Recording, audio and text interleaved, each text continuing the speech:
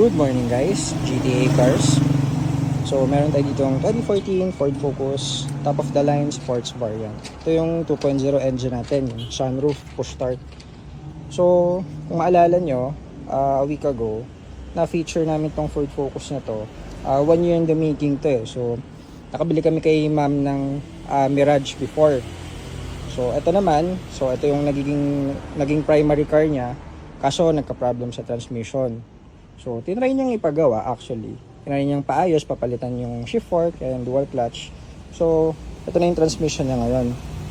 So, dahil GTA cars tayo, kahit pa napalitan na yung mga parts niyan, pinakita ni ma'am sa amin yung pinagpalitan.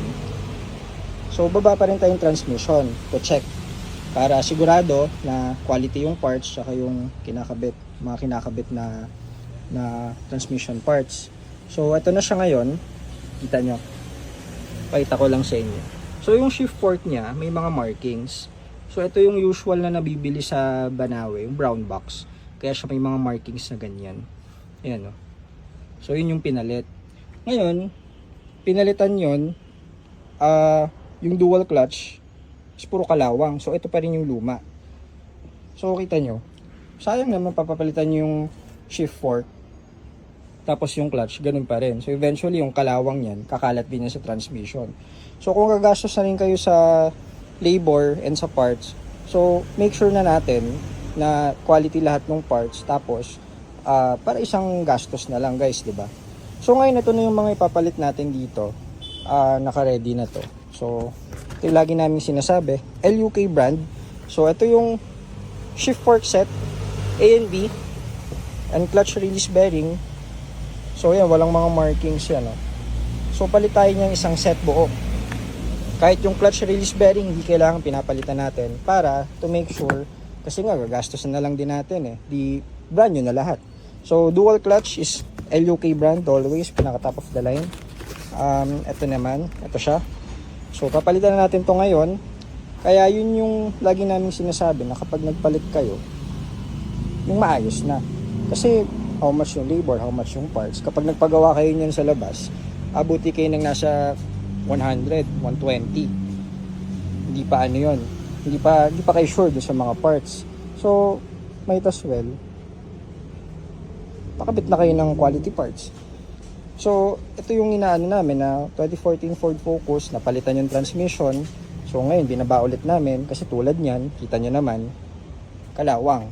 So, si ma'am, magkano rin yung ginastos niya? Sayang, diba? So, ngayon, kabit lang natin to. So, kung gusto nyong ipa-reserve to or ipa-mine, pwede rin. Papresyo natin to siguro around 370.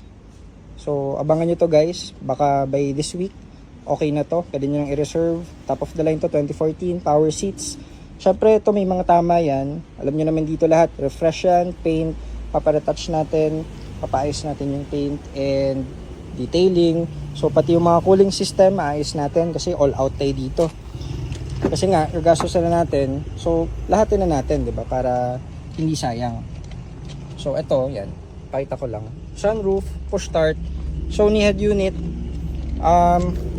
Kung gusto nyo i-mine guys, pwede na magpa-reserve para ano na, may pa tayong Ford Focus available, mga non-push start. Ganun din 2013, 2014 model. So, check nyo to, visit kayo dito shop. Marami pa tayo ibang EcoSport Fiesta. So, yun, pinakita ko lang sa inyo yung history niya na tulad niyan, may mga ganun. Papagawang shift fork, pero pagbaba, sira pa rin. Yun yung kadalasan na nabibili sa marketplace. Kaya dito, lagi tayong palit lahat para sigurado yung unit hindi magka-problem in the future. So, yun muna guys. Visit kayo dito shop and message kayo sa amin. Tayo pa kami units. Thank you.